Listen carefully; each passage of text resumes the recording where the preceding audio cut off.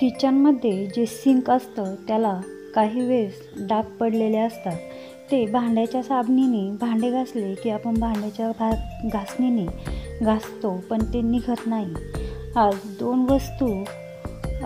दोनच वस्तू या सिंकला लावायच्या आहे आणि त्याने अगदी नव्यासारखं सिंक दिसतं. आता भांड्याच्या साबणानेही सिंक घासलं की निघतं, त्याचा तेलकटपणा जातो.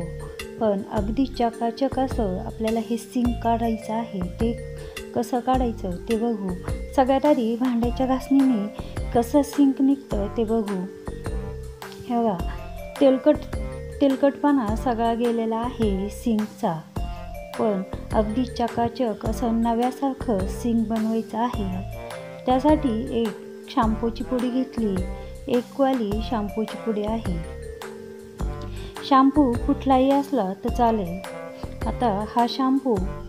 आता हे नळाला पाण्याचे जे क्षार असते जमा झालेले तेही अगदी पटकन न घासता हे निघणार आहे. पण तेही साबणाने घासून बघू. नळाला चमक येते साबणाने, पण हे जे क्षार आहे ते निघत नाही सहजासहजी. तेही सगळ्यात आधी साबणाने घासून बघितले, ते निघाले नाही, पण तेलकटपणा गेलेला आहे. पण काही वेळेस सिंक काळपट पडलेलं असतं, तेही अगदी चकाचक आपल्याला काढायचं आहे. 2 वस्तू, त्यातली पहिली वस्तू म्हणजे शॅम्पू. या ठिकाणी क्लिनिक प्लस शॅम्पू घेतलेला आहे. कुठलाही शॅम्पू घेतला तर चालेल. शॅम्पू सगळीकडे या पद्धतीने थोडा थोडा टाकून घ्यायचा. सगळ्या सिंकला शॅम्पू लावलेला आहे. आता ज्या ठिकाणी नळांना जास्त क्षार आहे त्या ठिकाणीही शॅम्पू सगळा चोळून घ्यायचा.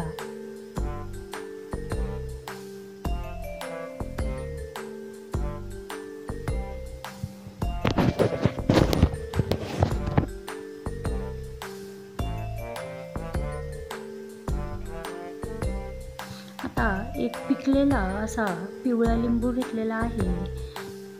तो या पद्धतीने थोडासा असा दाबून घेतला म्हणजे लिंबू थोडासा सैल होईल. आता या लिंबाने हे सिंक या पद्धतीने जिथे जिथे शॅम्पू टाकलेला आहे सगळा शॅम्पू या लिंबाने चोळून घ्यायचा आहे सिंकला, किचन सिंकला.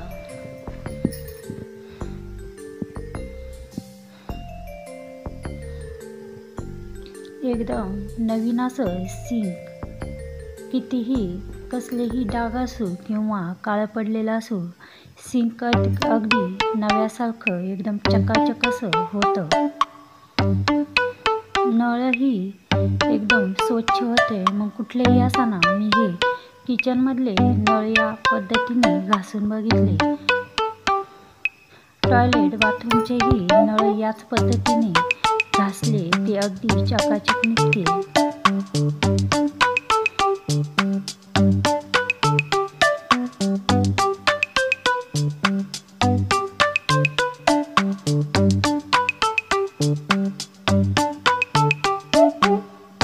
लिंबाने या पद्धतीने नळही चोळून घेतले.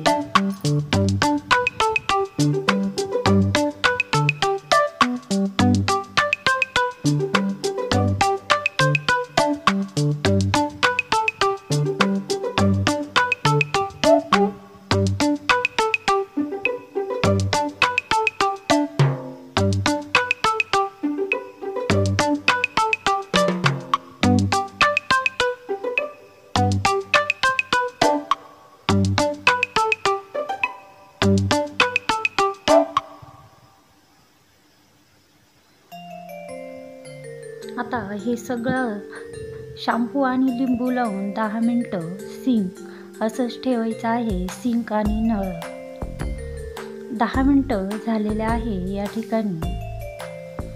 आता भांडे घासायची जी घासणी असते त्याने सगळीकडं व्यवस्थित घासून घ्यायचं, म्हणजे अजूनच चांगलं आपलं हे सिंक व निघल.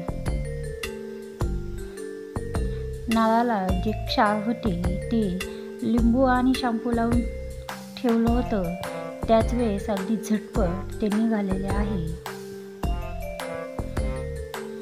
पण या पद्धतीने घासलं की आणखीनच नळांना, सिंकला आणखीनच चमक येते. अगदी नव्यासारखे नळ, सिंक आपले दिसतात. आता सगळे सिंक आणि नळ स्वच्छ पाण्याने धुवून घेऊ.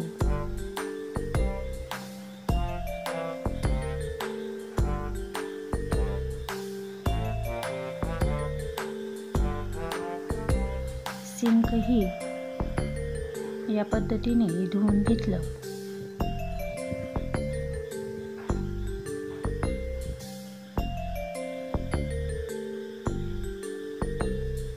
हे बघा, एकदम चकाचक असं, एकदम नवीन बसवल्यासारखं सिंक आपलं दिसत आहे.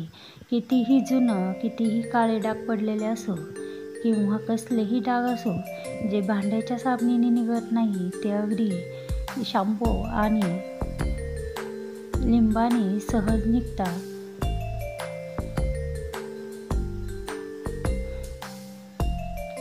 नळही अगदी चकाचक असे निघालेले आहे.